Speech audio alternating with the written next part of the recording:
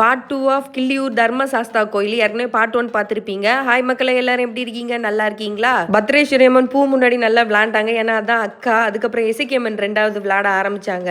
பூவோட பவர் என்ன தெரியுமா? பூவை வந்து என்னன்னா, நீங்க ஒரு கோயிலுக்கு போறீங்க, ஏதாவது நினைச்சிட்டு போறீங்கன்னா ஒரு 100 ரூபாய்க்கு பிச்சு பூ வாங்கி அந்த அம்மன்கிட்ட கேட்டுட்டு வாங்க, இந்த காரியம் நடக்கணும்னு சொல்லிட்டு கட்டாயம் அந்த காரியம் நடக்கும். ஃப்ரெண்ட்ல வந்து எசக்கியம்மனோட சன்னிதானம் இருந்துச்சு, அதனால எசக்கியம்மனுக்கு போட்டாங்க. பேக்ல எதுக்கு போடுறாங்கன்னா, அங்க சாஸ்தா இருந்தாரு. ஒருவேளை சாஸ்தா கோயிலை பார்த்து போட்டிருப்பாங்களா? அப்படி பூவெல்லாம் வச்சு நல்லா விளையாண்டுட்டு அப்படியே படுத்துட்டாங்க. அப்புறம் அங்க உள்ளவங்க எல்லாம் எழுப்பி சாமிக்கு தண்ணி எல்லாம் கொடுத்து எடுத்து விட்டாங்க. அப்புறம் நம்ம சுடலமாடன் என்ட்ரி, காவல் தெய்வம். அவர் தான் எல்லா கோயிலுக்கும் காவலுக்கு நிக்கிறது. சுடலமாடன் வந்து காவல் தெய்வம். அவங்களோட பர்மிஷன் இல்லாம நம்ம வந்து அம்மனை தேவியை வந்து பார்க்கவே முடியாது. அவ்வளோ பவரான ஆளு.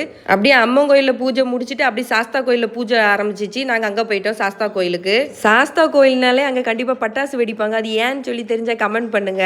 இந்த கோயில் திருவிழால எல்லாமே பார்த்து பார்த்து பண்ணியிருக்காங்க. தேவிக்கு பிடிக்கணும்னு சொல்லி கொட்டுனா கொட்டு, வில்லுப்பாட்டு, மஞ்சள் நீர் குளிக்கிறது, உருக்குன எண்ணெய் குளிக்கிறது, பொங்கல் வைக்கிறதுன்னு சொல்லிட்டு நல்லா பிரம்மாண்டமாக பண்ணியிருந்தாங்க. அவங்களால முடிஞ்சதை பண்ணியிருக்காங்க. கண்டிப்பாக சாமிக்கு பிடிச்சிருக்கும். கோயிலில் ஒரு பெரிய ஆலமரம் பார்த்தேன். அதோட வயசு தான் இந்த கோயிலோட வயசாக இருக்கும். நல்ல பெரிய ஆலமரம். அப்படியே அன்னதானம்லாம் சாப்பிட்டுட்டு பிரசாதம்லாம் வாங்கிட்டு வீட்டுக்கு கிளம்பியாச்சு. இந்த வீடியோ பிடிச்சா லைக் பண்ணுங்க. நெக்ஸ்ட் வீடியோவில் பார்க்கலாம். டாடா, பபாய்.